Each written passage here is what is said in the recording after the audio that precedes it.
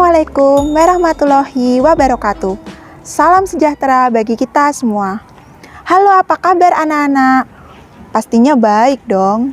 Kali ini kita akan belajar materi bahasa Indonesia, yaitu mengenal struktur dan kaidah kebahasaan teks eksposisi. Sebelum menginjak materi ini, apakah anak-anak masih ingat apa sih pengertian dan ciri-ciri teks eksposisi itu? Kita coba review bersama-sama yuk. Teks eksposisi berisi informasi dan pengetahuan yang disampaikan secara singkat, padat, dan berisi pendapat atau argumen penulisnya. Nah, terdapat dua ciri-ciri teks eksposisi. Yang pertama yaitu memiliki gagasan, dan yang kedua mengandung fakta. Nah, anak-anak sudah ingat kan? Sekarang kita belajar materi teks eksposisi selanjutnya, yaitu mengenal struktur dan kaidah kebahasaan teks eksposisi. Sama seperti jenis-jenis teks lainnya, teks eksposisi juga memiliki struktur. Apa sajakah itu?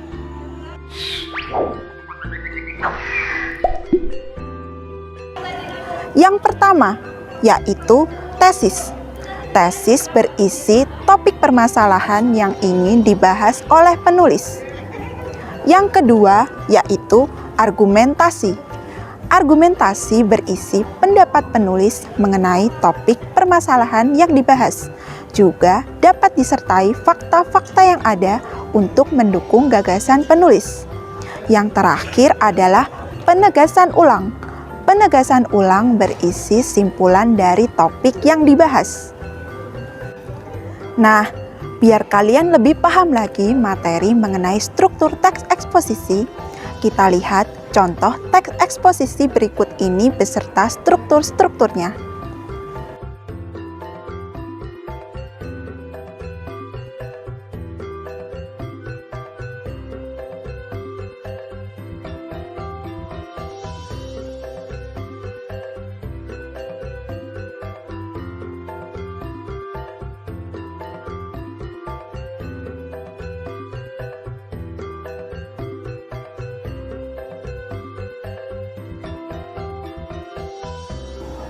Nah, berdasarkan teks tersebut, mana sih yang termasuk tesis? Mana yang termasuk argumen?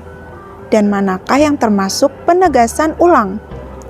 Yuk, kita lihat penjelasannya. Pada paragraf pertama merupakan tesis.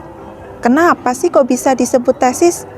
Paragraf pertama mengandung permasalahan yang ingin dibahas penulis, yaitu keefektifan sabun untuk membunuh berbagai jenis bakteri dan virus penyebab penyakit.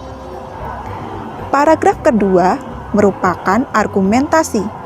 Di sini penulis berpendapat bahwa dengan mencuci tangan menggunakan sabun secara rutin, maka dapat meminimalisir masuknya virus dan bakteri ke dalam tubuh.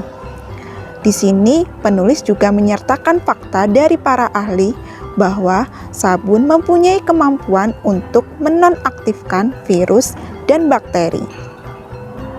Nah, yang terakhir pada paragraf ketiga merupakan penegasan ulang. Di sini penulis memberikan simpulan bahwa dengan mencuci tangan menggunakan air mengalir dan sabun ke seluruh bagian tangan selama 20 detik sudah ampuh untuk menonaktifkan virus dan bakteri yang ada di tangan.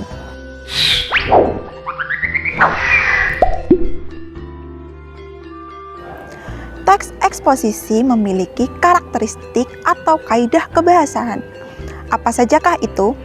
Yang pertama, banyak menggunakan pernyataan-pernyataan persuasif.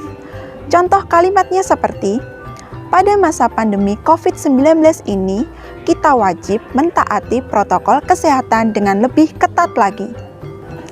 Yang kedua, banyak menggunakan pernyataan yang bersifat fakta untuk mendukung kebenaran pendapat penulis. Contoh kalimatnya seperti, para ahli dari Griffith University Diki Budiman menjelaskan bahwa jika masyarakat lebih patuh terhadap protokol kesehatan, maka bisa melandaikan kurva positif COVID-19 hingga 80%. Yang ketiga, yaitu banyak menggunakan pernyataan-pernyataan yang bersifat menilai atau mengomentari.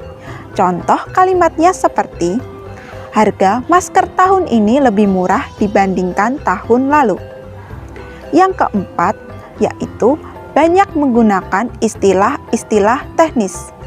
Apa sih istilah teknis itu? Istilah teknis adalah kata-kata yang digunakan yang berkaitan dengan suatu bidang keahlian tertentu. Contoh kalimatnya seperti dokter, perawat, rumah sakit, obat, dan penyakit. Yang kelima, yaitu banyak menggunakan konjungsi atau kata penghubung. Nah, konjungsi atau kata penghubung ini banyak macamnya. Yang pertama, konjungsi pertentangan, konjungsi gabungan, konjungsi pilihan, konjungsi waktu, konjungsi tujuan, dan konjungsi sebab. Yang terakhir adalah banyak menggunakan kata kerja mental, seperti kata tahu, berpikir, merasakan, berharap, belajar, memutuskan, dan lain-lain.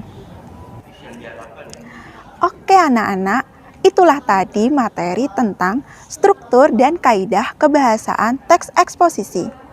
Apakah anak-anak sudah paham? Pastinya sudah dong, karena kalian adalah anak-anak yang hebat dan pintar. Terima kasih telah menonton video ini. Semoga video ini bermanfaat bagi kalian. Sampai jumpa di video selanjutnya. Assalamualaikum warahmatullahi wabarakatuh. Dadah!